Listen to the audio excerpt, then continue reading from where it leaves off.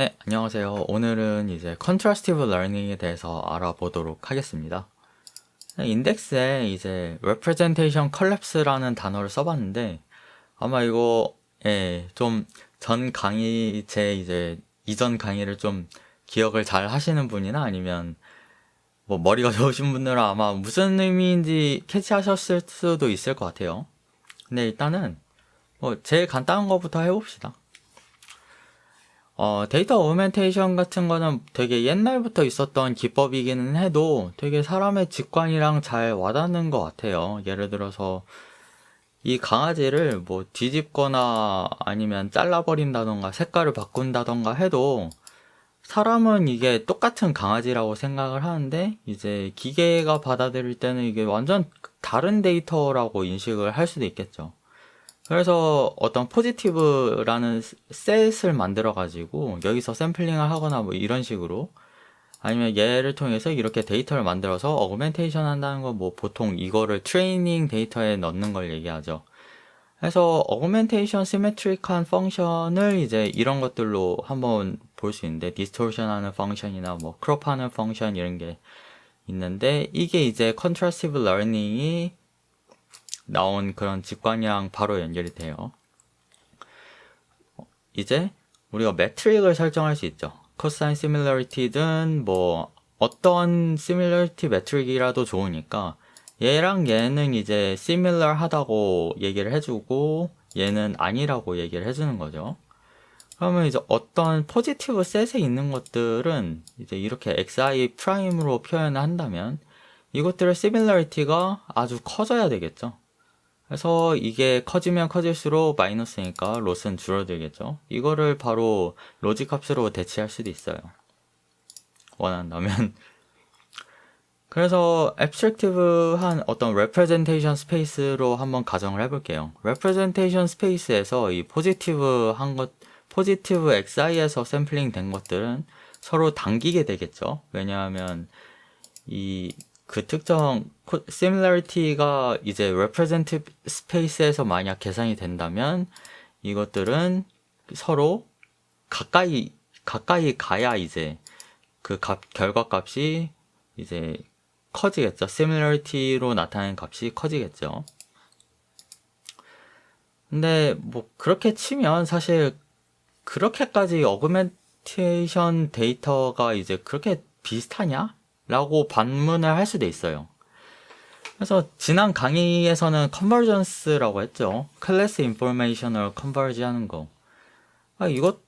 이것도 사실 따지고 보면 이거를 임의의 클래스로 정한다는 거랑 비슷한 의미거든요. 뭐 수도 레이블링 같은 거 생각하셔도 되는데 결국에는 이 강아지라는 레이블을 설정하기 때문에 이게 결국 그 레이블, 가상의 레이블로 컨버지 해버린다는 게 문제죠. 너무 강해지면, 모으려는 그 힘이 너무 강해지면 그게 문제라서, 네, 이제 넘버 오브 포지티브로 컨버지 할 거다라는 생각을 해볼 수 있겠죠.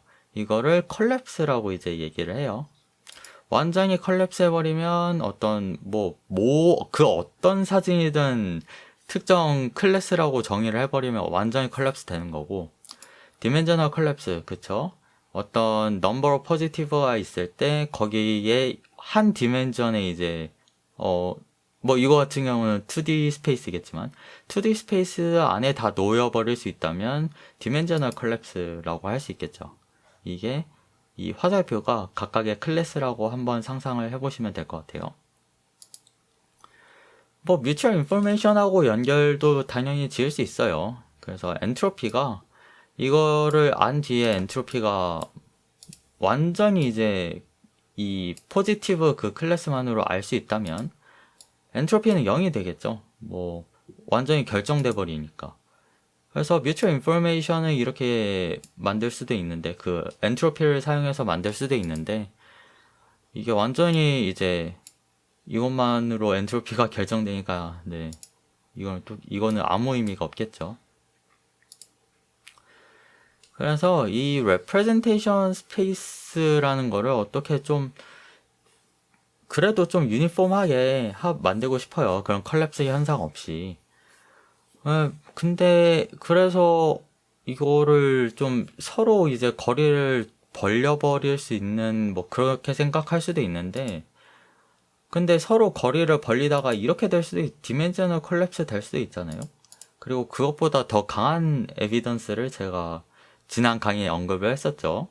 이거 레이블 스무딩이 결국에는 그 클래스들 간의 데이터 클래스를 기준으로 해서 그것들이 서로 일정 간격을 두게 만드는 거였잖아요. 근데 그게 less transferable 한 피처를 만든다는 게 이제 레이블 스무딩으로 잘 연결이 됐죠. 그래서 representation을 직접 건드는 게 안 좋은 건가라는 발상을 해볼 수가 있겠어요.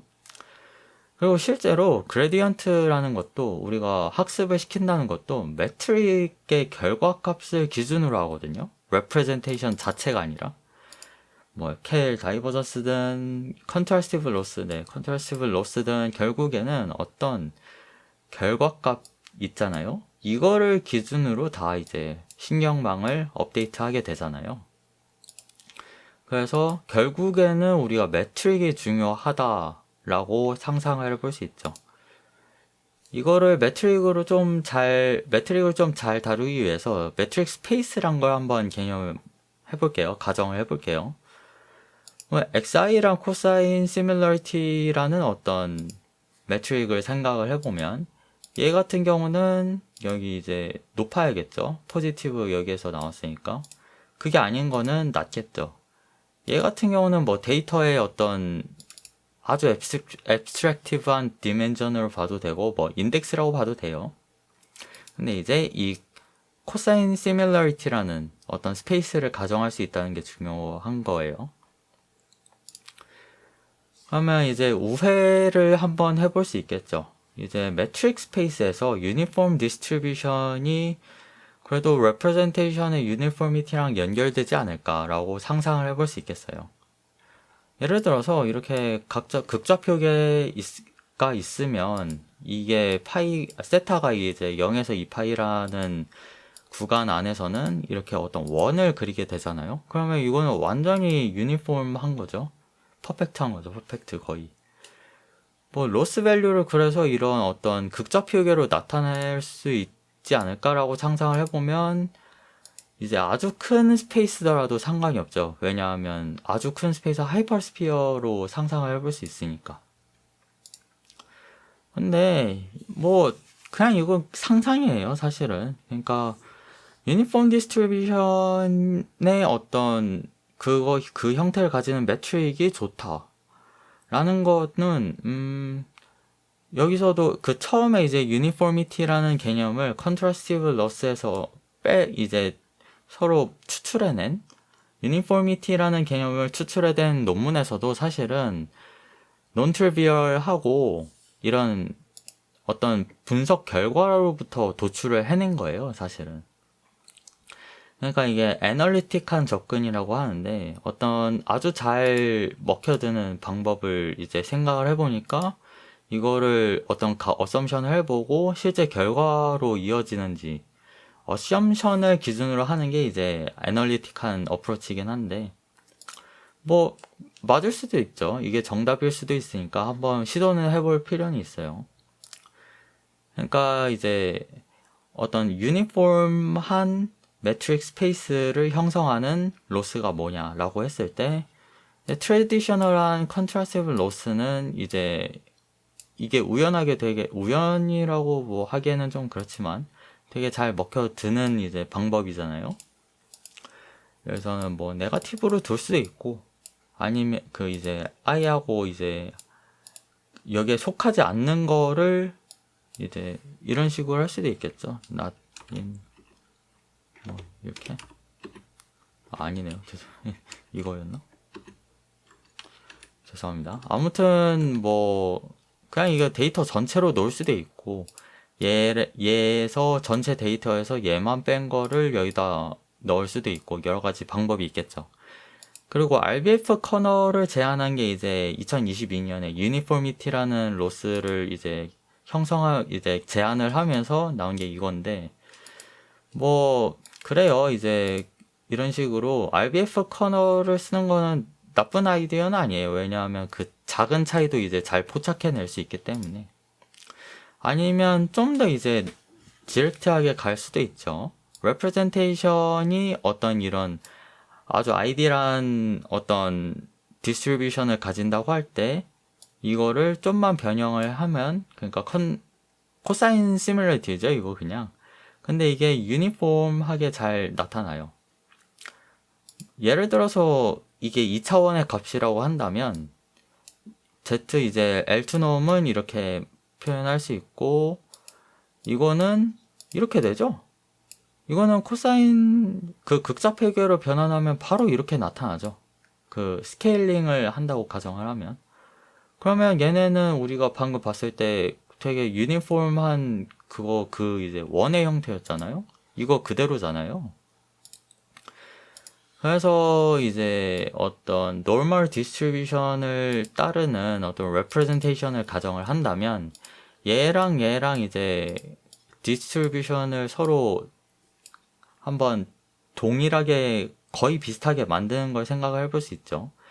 예를 들어서 와설스타인 디스턴스 같은 경우는 얘네가 당연히 그 서포트가 서로 다르겠지만 이거를 억지로라기보다 네, 뭐 어쨌거나 이것들을 어스 무버스 디스턴스 뭐 그렇게 해가지고 얘를 얘로 옮기는데 비용이 얼마나 드냐 그걸 기준으로 이제 와설스타인 디스턴스가 제한이 된 건데, 그래서 얘네를 좁힐 수도 있어요. 얘네 레프레젠테이션 레벨로 좀 더 내려가서 이 노멀 디스트리뷰션을 가정하고, 뭐 이거 복잡하잖아요.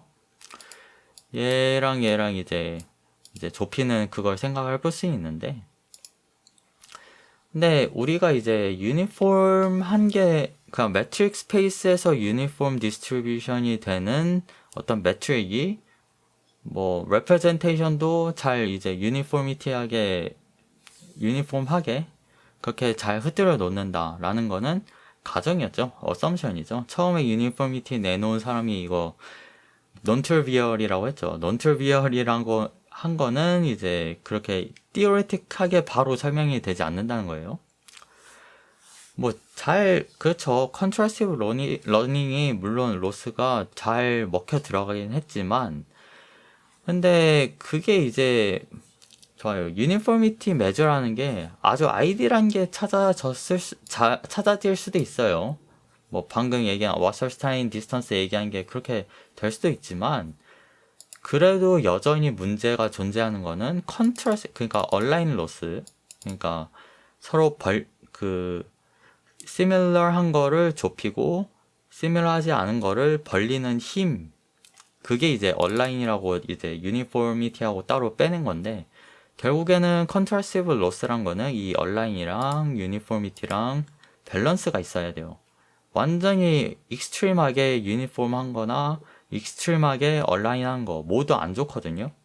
그러니까 유니포미티가 맥시마이즈 되면 그것도 당연히 안 좋겠죠. 왜냐하면 다 그냥 유니폼하게, 그럼 모든 데이터를 그냥 랜덤하게 아예 원에 흩뿌려 버리면 되는 거잖아요. 근데 우리가 그걸 원하는 건 아니죠. 그러니까 옵티멀하다는 게 결국에는 딥러닝의 이제 근본적인 문제와도 연결이 돼요. 실제 데이터 도메인에서 우리가 일반적으로 적용되는 방법을 찾기가 어마어마하게 어렵죠. 데이터 도메인이라는 가정 자체도 그렇고, 우리가 방금 만든 유니포미티라는 어썸션도 그렇고, 모든 게 다 어썸션이라는 그거를 증명이 아니라 경험적으로 보여주는, 엠피리컬하게 보여주는 실험 결과에 의지를 하고 있으니까 그 실험이 잘 됐어야 그게 의미가 있는 거죠, 사실은. 근데 옛날에는 뭐 이제 제대로 굴러가기 시작했다라고 저 보는 게 한 2018년 이후예요, 사실은. 그 전까지는 시드 개념이나 뭐 여러 가지 다 좀 애매했었죠. 시드 제대로 분리 안 해서 학습한 것도 있었고, 그걸로 실험 결과 나온 것도 있었고, 리프로듀스 안 되는 문제가 이제 되게 유명했죠. 그래도 이제 다음 시간에는 조금 더 그럴듯해 보이는 어프로치들을 한번 소개를 해보긴 할 거예요. 그리고 오히려 반대로 컴퓨터와 연산하는 방식, 그러니까 디스크리트한 게 더 좋을 수도 있죠. 오히려 컴퓨터 연산에 더 가까워지니까. 네, 다음에 네, 뭐 할 것 같은지 아시겠죠? 네, 아무튼 이렇게 많은 페이퍼가 아니라 이 네 개 페이퍼를 직접적으로 다루면서 간접적으로는 아마 언급하면서 다뤘고요. 질문 있으시면 메일이든 이제 댓글이든 남겨주시면 답변 드리겠습니다. 감사합니다.